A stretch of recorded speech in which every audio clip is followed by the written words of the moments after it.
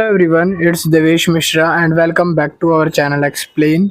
आज हम पढ़ने जा रहे हैं एंटरप्रेन्योरशिप सेमेस्टर फोर्थ की जो बुक है एसवेल ड्यू में। ये बुक जो है बीकॉम प्रोग्राम में है, बेसिकली सेमेस्टर फोर्थ में।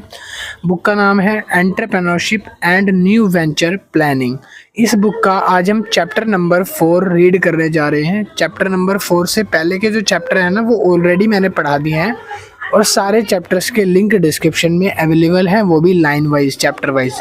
इस बुक में टोटल 5 यूनिट है, जिसके अंदर टोटल 8 चैप्टर हैं। 8 के 8 चैप्टर के लिंक आपको डिस्क्रिप्शन में मिल जाएंगे लाइन से, ठीक है।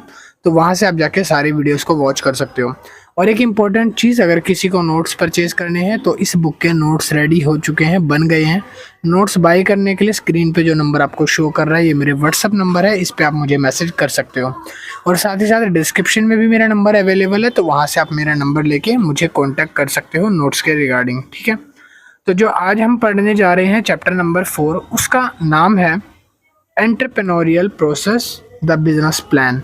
यूनिट नंबर 3 का चैप्टर 1 है वैसे तो, बट हमारी सीक्वेंस के अकॉर्डिंग जो है यूनिट नंबर 3 का चैप्टर 1 जो है हमारा चैप्टर नंबर 4 है। तो फिर चलिए शुरू करते हैं बिना टाइम वेस्ट करे।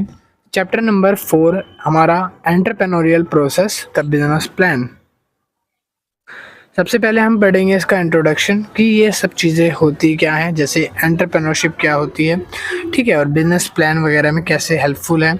तो सबसे पहले हम पढ़ेंगे entrepreneurial as you have discovered in earlier units. आपने पिछली यूनिट्स में ही पढ़ा है कि एंटरप्रेन्योर होता कौन है, कौन से चैलेंजेस एंटरप्रेन्योर के सामने आते हैं जब वो इनोवेशन करता है किसी भी तरह की बिल्डिंग की या फिर इनिशिएटिव ऑर्गेनाइजेशन का, ठीक है। अब एंटरप्रेन्योर के आगे यहाँ पे लिखा है it is about the quality of entrepreneur that they must process.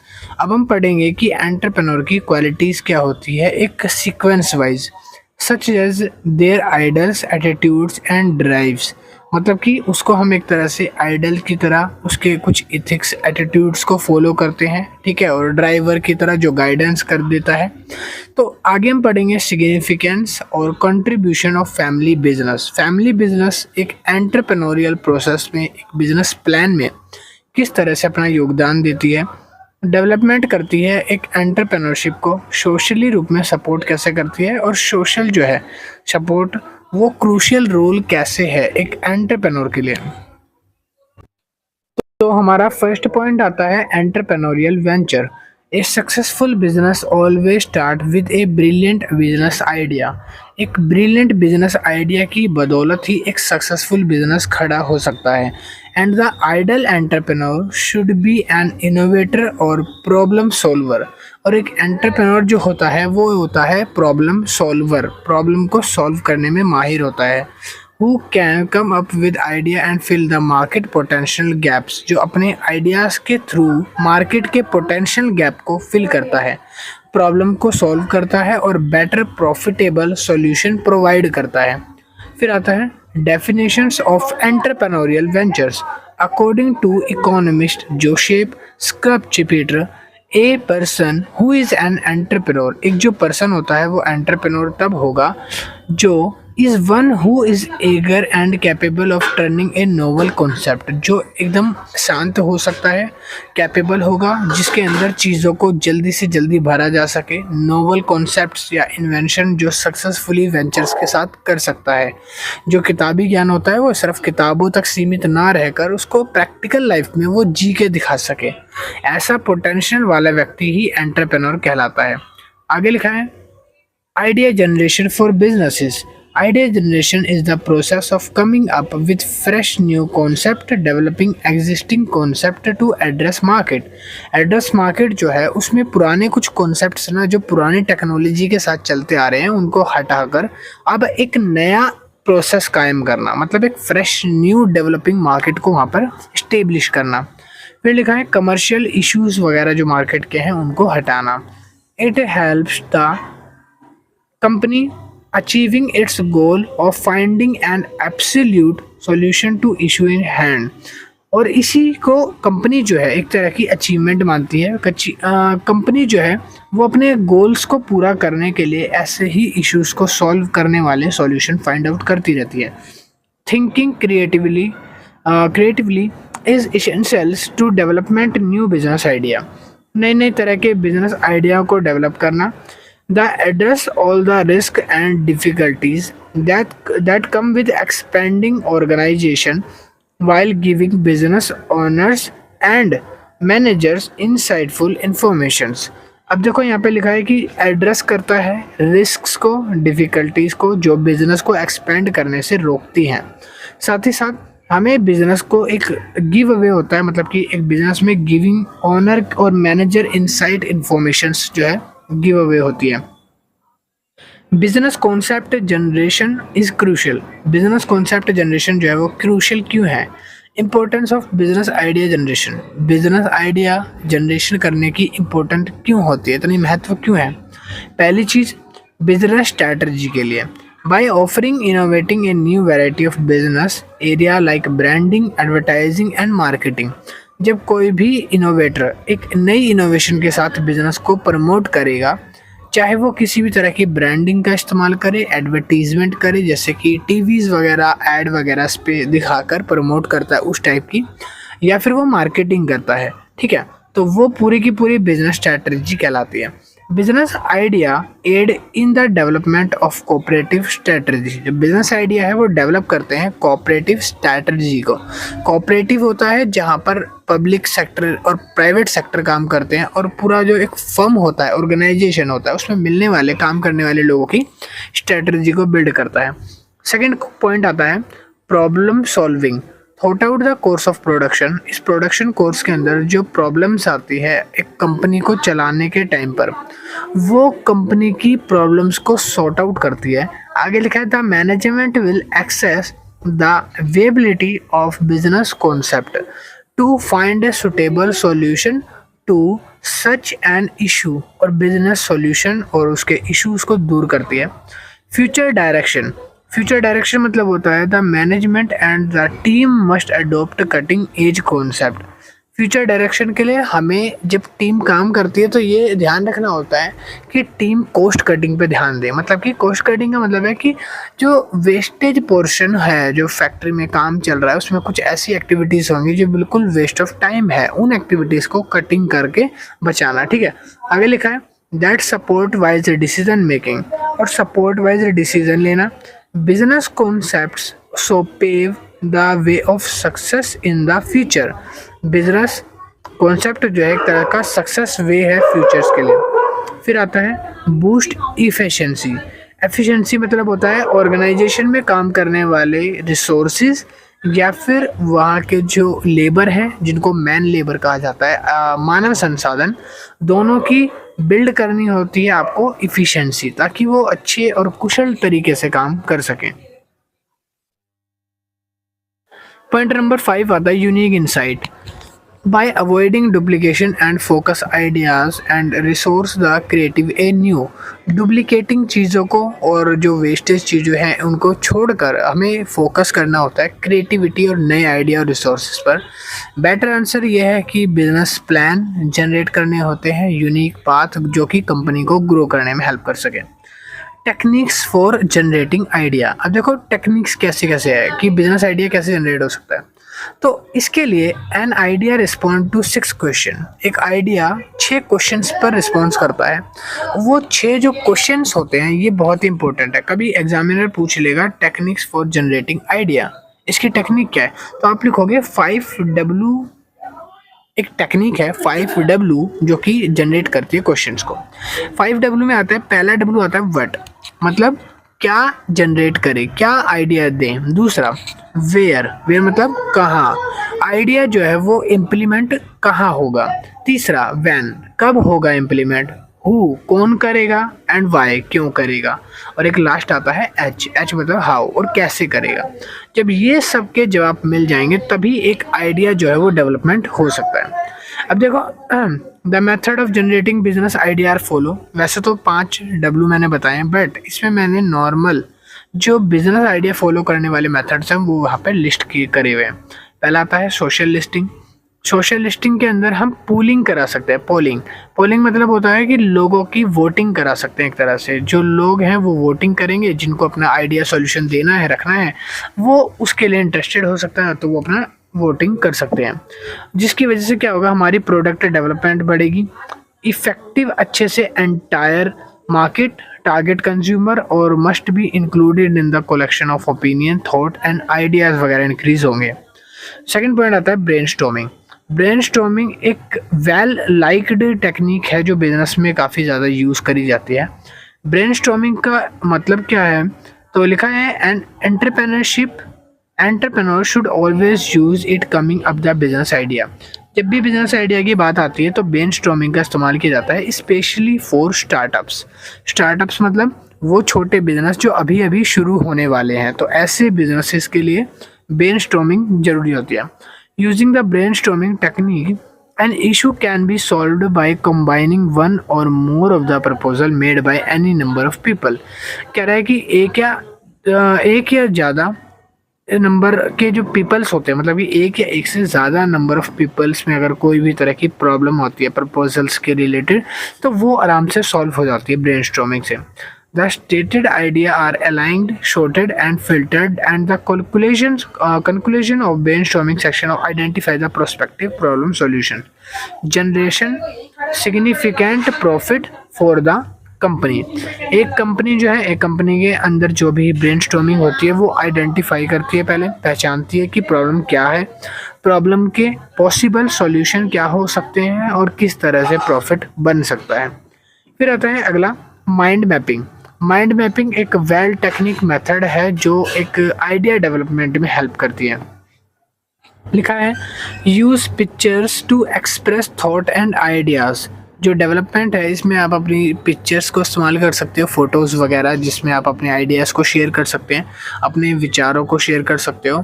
Contrast, colour, images, shapes और माइंड मैपिंग जैसी चीज़ों का इस्तेमाल करके बिजनेस में अलग अलग तरह के बेटर और हाईलाइटिंग आइडियाज़ अपने सामने रख सकते हैं।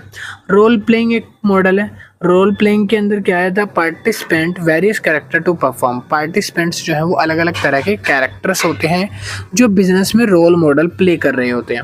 जैसे कि कोई पेफुल के बारे में बात कर रहा है, कोई क्रिएटिव कैरेक्टर हो सकता है, ठीक है, ऐसा। फिर आता है स्टोरी बोर्डिंग। स्टोरी बोर्डिंग एक तरह की टेक्निक है, एक स्पार्क एक्टिविटी है। इसमें इमेजेस और ग्राफ्स की मदद से डिटेल आइडियाज़ को इम्प्रेसिव प्रेजेंटेशन के तौर पर बनाकर शो किया जाता है एक प्रोजेक्टर की विजुअलाइजेशन की हेल्प से। फिर आता है हमारा पॉइंट नंबर 7 जिसका नाम है कोलैबोरेशन। कोलैबोरेशन एक मेथड है जिसमें सेल्फ एक्सप्लेनेटरी इन्वॉल्व होते हैं। आइडियाज़ को एक दूसरे के साथ जनरेट किया जाता है। Like the likelihood of coming up the original idea increase with the diversity of the team। जो भी टीम है, डाइवर्सिटी है, उनके ओरिजिनल आइडियाज वगैरह यहाँ पर जनरेट होते हैं। आगे आता है stages of successful ideation. Successful ideation क्या होता है, एक ऐसा आइडिया जो बिल्कुल सक्सेसफुल हो, ठीक है। तो एक सक्सेसफुल आइडिया के 3 स्टेज बनाए जाते हैं। पहला जो स्टेज है वो आता है जनरेशन, दूसरा स्टेज आता है सिलेक्शन और तीसरा स्टेज होता है इम्प्लीमेंटेशन, ठीक है। तो इन 3 स्टेज से गुजर के जो आइडिया पास होता है वो होता है सक्सेसफुल आइडिएशन। तो पहले लिखा है generation stage 1, the use of ideation to address the problem of good starting points adopt the most of company today. आज के टाइम पे बहुत सारी कंपनियां हैं जिनको बहुत प्रॉब्लम आती है, तो उनकी मेन प्रॉब्लम को अडोप्ट करना, ठीक है। आगे लिखा है the company in advance decide whether they contribute an ideation approach. Company पहले ही डिसाइड कर लेती है कि हम आइडिएशन अप्रोच लगाएंगे जिसमें सबसे बेटर आइडिया हमें चाहिए। आफ्टर द स्टेप, इस स्टेप के बाद the next coming utilizing ideation, फिर वो आइडिएशन लगाते हैं। कोर कॉम्पिटेंसीज होते हैं and consumer insight the important tool of ideation. और कंज्यूमर जो है अपनी तरह तरह के महत्वपूर्ण आइडियाज़ को यहाँ पर गिव अवे करते हैं। फिर कंपनी देखती है कि फ्रेश एप्लीकेशन किसकी है, मार्केट में कोई नया या कोई एग्जिस्टिंग प्रोडक्ट्स से रिलेटेड कोई आइडिया है या नहीं है। इन consumer inside focus groups survey and effective for idea generation. Idea generation के लिए कंज्यूमर जो है अलग अलग तरह से अपने ग्रुप्स बनाते हैं, सर्वे करते हैं और चीज़ों को समझाने की कोशिश करते हैं। दूसरा स्टेप नंबर 2 आता है selection. It is the next step of idea generation. Idea generation का दूसरा स्टेप है a proper selection process begin with choose the best idea to develop and test. एक प्रॉपर सिलेक्शन तभी माना जाता है जब आइडिया शुरू करता है अपनी प्रोसेस को और वो डेवलप होता है और टेस्ट से गुजर के आता है, मतलब कि उस पर काफ़ी टेस्ट किए जाते हैं, उसकी एबिलिटी वगैरह, क्रिएटिविटी वैल्यू और ऑफ द बिजनेस की वैल्यू वगैरह देखी जाती है। जब लगता है कि आइडिया एकदम परफेक्ट है, इसमें कोई भी तरह का कुछ छुपा नहीं है, हर चीज़ हमने टेस्ट कर लिया है और वेल टेस्टेड है, वेरीफाइड है, तब वो आइडिया जो है वैल्यूएबल आइडिया कहलाता है अपने बिजनेस के लिए। फिर तीसरा पॉइंट आता है इम्प्लीमेंटेशन। जब एक बार ये पता चल जाता है कि आइडिया टेस्ट हो चुका है, उसको हमने सिलेक्शन कर लिया है, अब हमें यही आइडिया जो है इम्प्लीमेंट करना है। तो इम्प्लीमेंट के अंदर एक इंस्पेक्शन, एडजस्टमेंट, करेक्शन और सर्टिफिकेशन की काफ़ी फैसिलिटीज़ फॉलो करी जाती हैं, जहाँ पर सिस्टम इंश्योर करता है कि बिजनेस परफॉर्मेंस कैसी है, परफॉर्मेंस स्पेसिफाइड तो है या नहीं है। Finding a way to implement the business idea. Business idea का वे फाइंड करना, इम्प्लीमेंट करना, जहाँ पर बिजनेस आइडिया वगैरह अच्छे से फुलफिल किया जाए। So it is important for the entrepreneur to look the market first for the idea. और ये सबसे ज़्यादा इम्पोर्टेंट चीज़ होती है कि जब कोई नया एंटरप्रेन्योर मार्केट में आता है तब उसको इस तरह का पर्सपेक्टिव से सोचना पड़ सकता है। फिर नेक्स्ट पॉइंट आता है अपॉर्चुनिटी, सेंसिंग एंड आइडेंटिफिकेशन। इसके 3 स्टेप्स हैं। पहला स्टेप है एंटरप्रेन्योरशिप जो कि प्रोसेस है, फिर एंटरप्रेन्योर जो कि पर्सन है, फिर आता है एंटरप्राइज जो कि आउटकम है। प्रोसेस की बात करेंगे, PPO बोला जाता है इसको, एंटरप्रेन्योरशिप की। ये एक प्रोसेस है जहाँ पर हम अपॉर्चुनिटी को फाइंड करते हैं और आइडिया को जनरेट करते हैं कि किस तरह से कौन सी अवसर पर एक बिजनेस की प्रॉफिट मैक्सिमाइजेशन की जा सके, प्रॉफिट के साथ साथ उसको लंबे टाइम तक लॉन्ग रन प्रॉफिट कैसे रन कराया जा सके। दूसरा है एंटरप्रेन्योर, मतलब एक पर्सन, एक वो पर्सन जो अपने एक्सटर्नल इन्वायरमेंट और अपॉर्चुनिटी को देखते हुए बिजनेस में आइडिया लगाने आता है और जो बिजनेस की समझ रखता है, क्रिटिकल थिंकिंग कर सकता है, उसको हम एंटरप्रेन्योर बोलते हैं। फिर थर्ड पॉइंट आता है एंटरप्राइज आउटकम। एंटरप्राइज जो है वो एक तरह की ऑर्गेनाइजेशन होती है जहाँ पर वो इम्प्लीमेंट करते हैं आइडियाज़ को। एंटरप्राइज अपॉर्चुनिटी प्रोवाइड करती है गुड्स और सर्विसेज को लेकर, ठीक है। एंटरप्रेन्योरशिप जो है वो अपने आइडियाज़ को यहाँ पे लगा सकती है। नेक्स्ट पॉइंट आता है नीड फॉर फेसेबल टेस्टिंग। तो need of feasible testing arise due to following reason. कुछ रीजंस की वजह से हमें टेस्टिंग की ज़रूरत पड़ती है। हमें एस्टिमेट करने होते हैं ह्यूमन और मटेरियल रिसोर्सेज जो कि ज़रूरतमंद होती है। दूसरी चीज़ हमें आइडेंटिफाइंग करनी होती है सोर्स ऑफ रिसोर्सेज की। थर्ड चीज़ आती है अंडरस्टैंडिंग बिजनेस कनेक्टेड इशू। फिर फोर्थ पॉइंट आता है formulation of methods, type of feasibility testing. पहला जो हमने पॉइंट पढ़ा था, हम इसमें देखेंगे कि किस किस टाइप्स की काइंड ऑफ फेसिबल स्टडीज़ होती है। तो फेसिबल स्टडीज़ में आता है टेक्निकल फेसिबिलिटी, फाइनेंशियल फेसिबिलिटी, फिर मार्केट फेसिबिलिटी, फिर आती है organisational फेसिबिलिटी।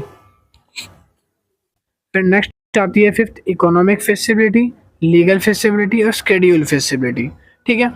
The below steps are considered throughout the business feasibility analysis.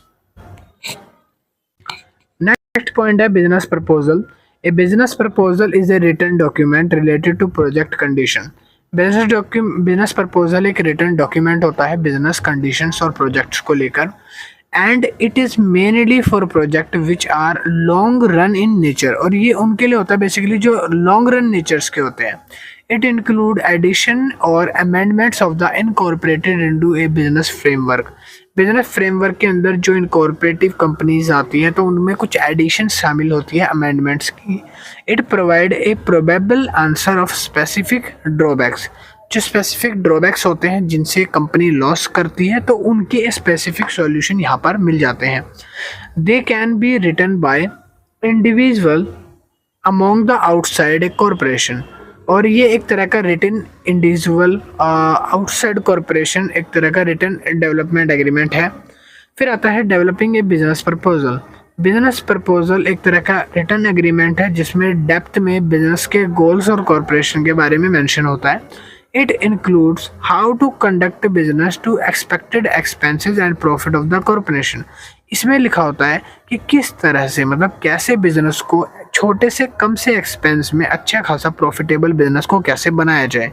A business proposal is writing sent by a provider to a business. एक बिजनेस प्रपोजल जो है वो राइटिंग होती है, सेंड करी जाती है प्रोवाइडर को, जो कि बिजनेस की तरफ से होती है, in the hope of winning A project. और ये होप में भेजी जाती है कि इस बिजनेस को आप जीत सको, आपका प्रपोजल जो है, आपका जो प्रोजेक्ट है वो यहाँ पर विन हो सके। ठीक है। Forms of business proposal. Business proposal के अलग अलग फॉर्म होते हैं, variety of forms are there. तो पहला आता है informal solicited proposal. Company A invite a personal to company B. Company A जब कंपनी बी को प्रपोजल भेज के बुलाती है ये समझाने के लिए कि कंपनी बी मर्चेंडाइज होगी और प्राइस, टर्म एंड कंडीशन और एटसेट्रा जैसी क्वालिटी जैसी चीज़ों के लिए। दूसरा फॉर्मल सोलिसिटेड प्रपोजल। कंपनी ए जो कि रेगुलर शॉपकीपर है ऑफ कंपनी बी की, अब वो रिक्वेस्ट करती है कंपनी बी से टू सेंड ए प्रपोजल। अब वो कंपनी बी से कंपनी ए रिक्वेस्ट करती है कि भाई हमें प्रपोजल भेज दो, हम भी आपकी मर्चेंटाइज को यूज़ करना चाहते हैं, एक बार आपके बिफोर पेमेंट करके आपके डिज़ायर्स को देखना चाहते हैं।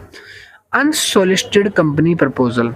Company be desire to tell company a about their services. जहाँ पर कंपनी बी को ये डिज़ायर होता है, डिज़ायर मतलब इच्छा, कंपनी बी को इच्छा होती है कि वो अपने बारे में कंपनी ए को बताए, अपनी सर्विसेज वगैरह को उसके बारे में सारा बताए।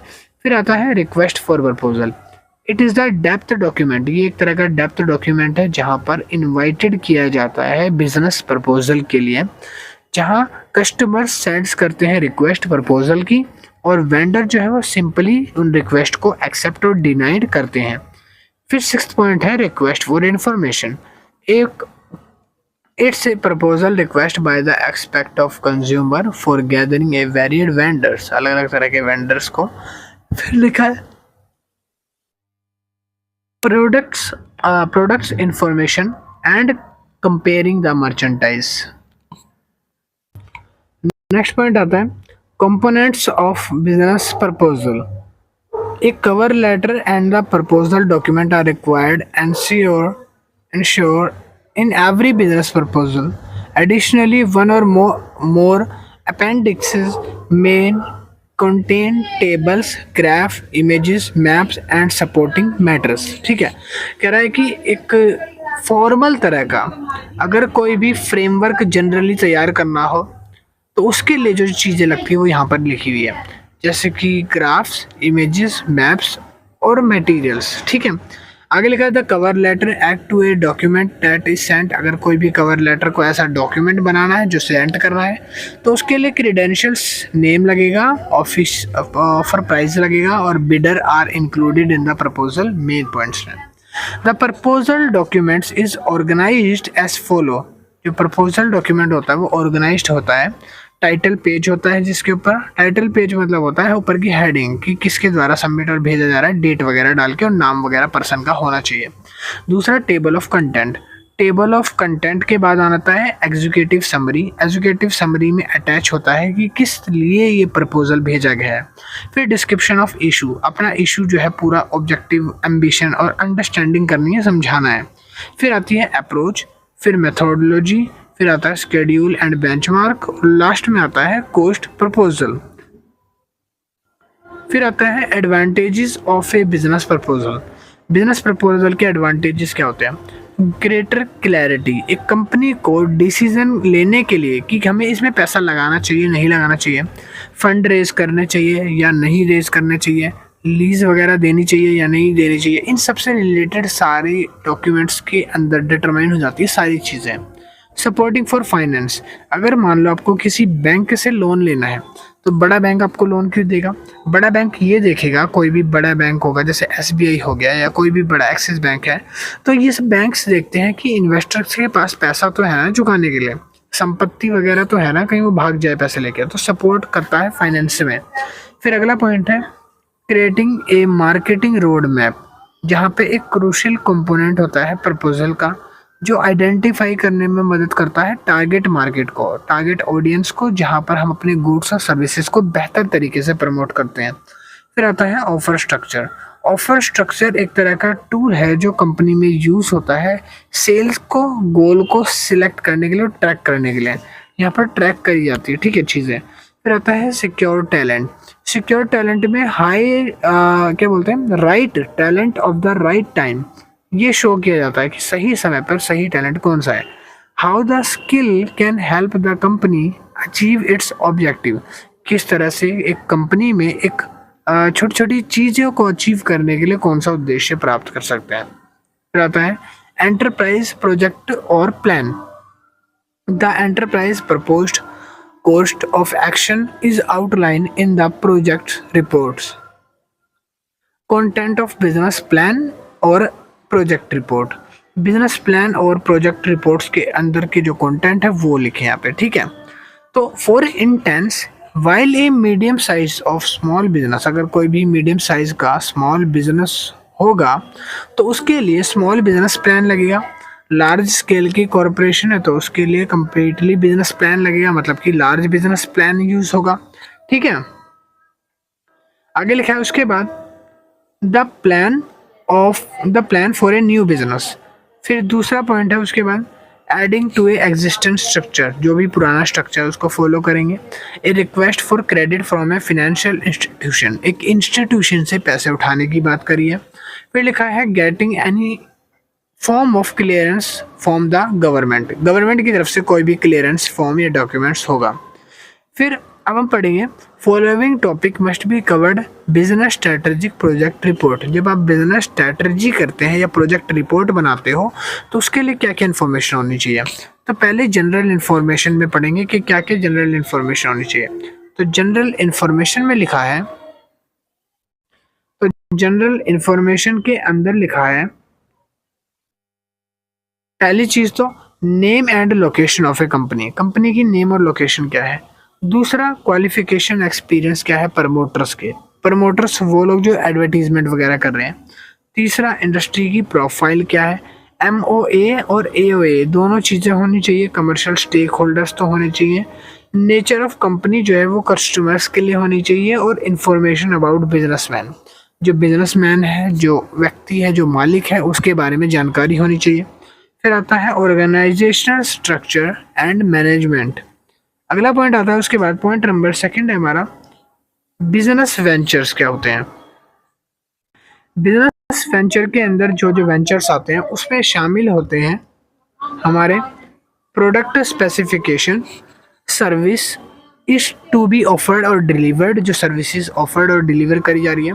स्केल ऑफ बिजनेस क्या है, टाइप ऑफ एम्प्लॉय हायर्ड, मतलब कि किस तरह के एम्प्लॉय बिजनेस वेंचर में कंपनी ने हायर करे हुए हैं।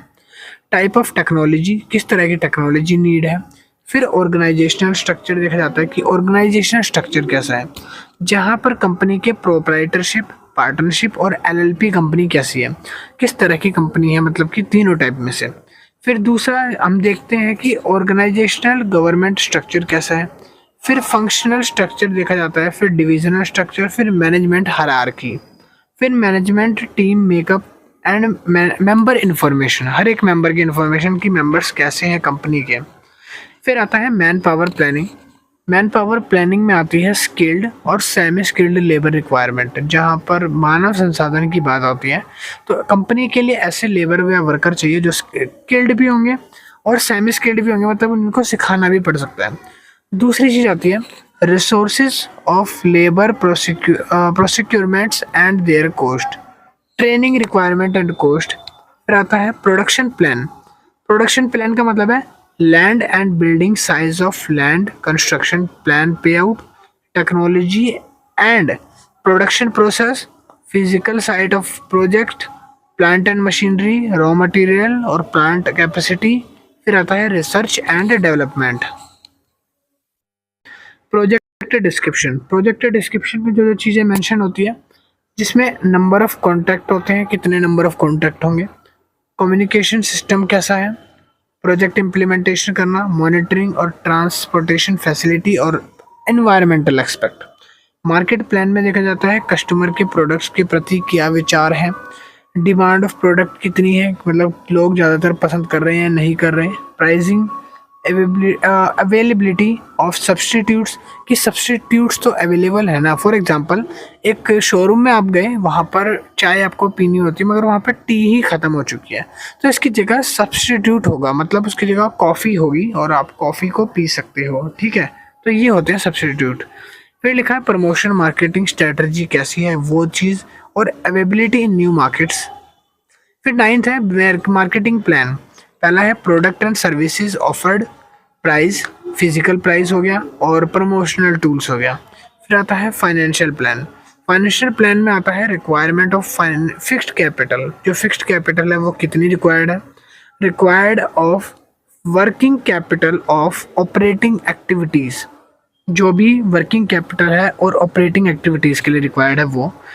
तीसरा फाइनेंशियल प्लान के अंदर आता है सोर्स ऑफ फाइनेंस, फाइनेंस का सोर्स क्या है, इक्विटी कैपिटल है, डेब्ट कैपिटल है, लोन सम है, टर्म्स लोन है, या फिर और क्या है, grant and subsidy from the government, अगर कोई गवर्नमेंट की तरफ से फाइनेंशियली तौर पर कोई ग्रांट या सब्सिडी प्रोवाइड हुई है तो वो, या फिर projection for cash flow, fixed asset, total income profit and growth rate.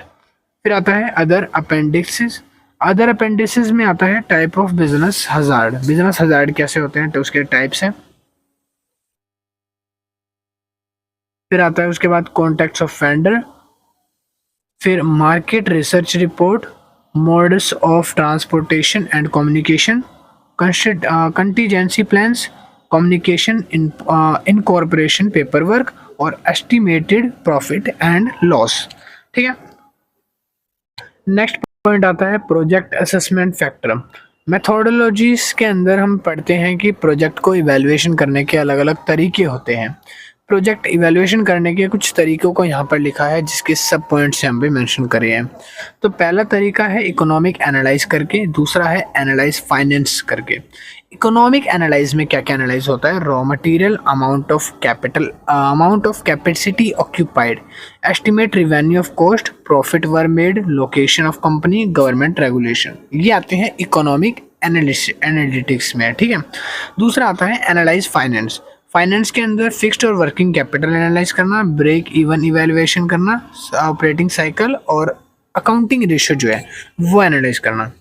Third point आता है मार्केट रिसर्च। मार्केट रिसर्च के अंदर डिमांड प्रेडिक्शन होती है, मार्केट फोकस होता है, opinion research technique, full enumeration techniques, survey example, customer experience approach और various approach.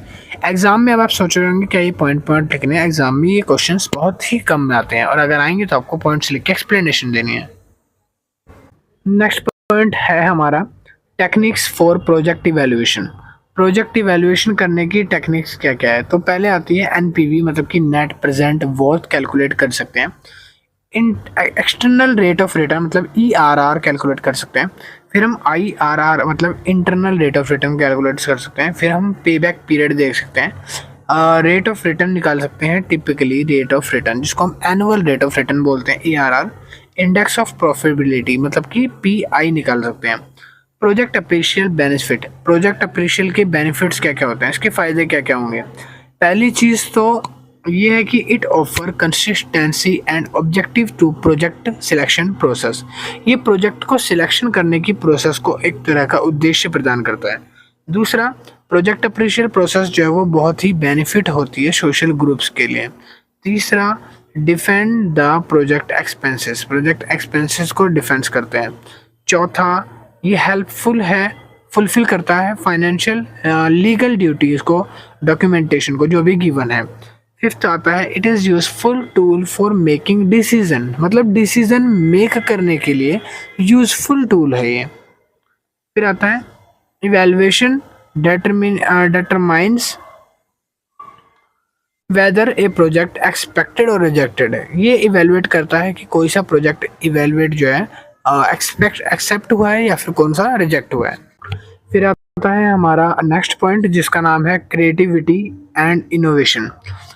अब देखो क्रिएटिविटी एंड इनोवेशन के अंदर मैं आपको कुछ छोटी छोटी टर्म्स बताऊंगा ताकि आपको अच्छे से क्लियर हो जाए।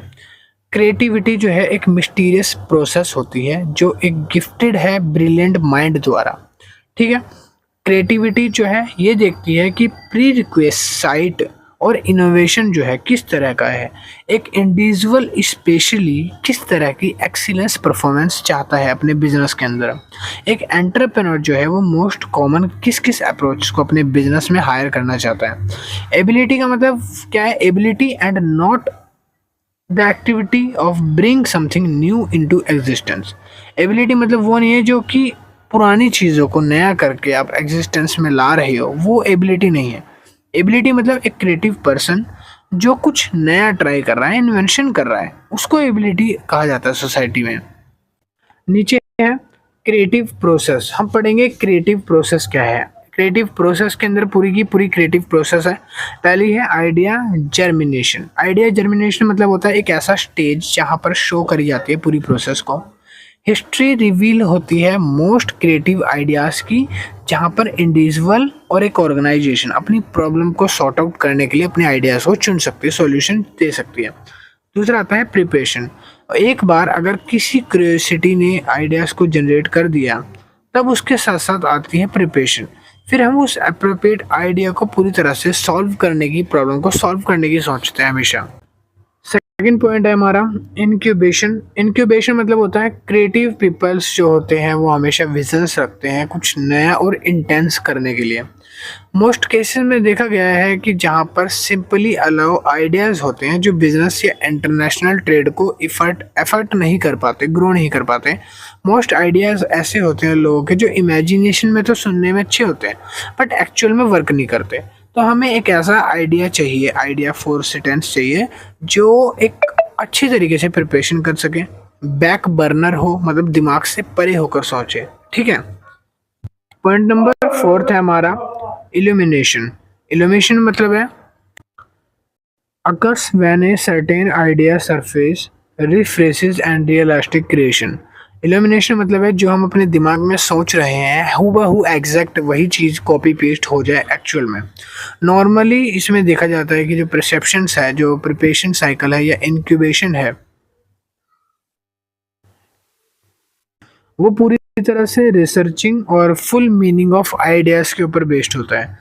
जब एक साइकिल क्रिएटिव होती है, जब वो कुछ सोचना चालू करती है, कुछ कैटलिस्ट इवेंट्स वगैरह बनाती है, तो रिपीटेड आइडियाज़ शेप्स डिसअपेयर होने लगती है दिमाग में।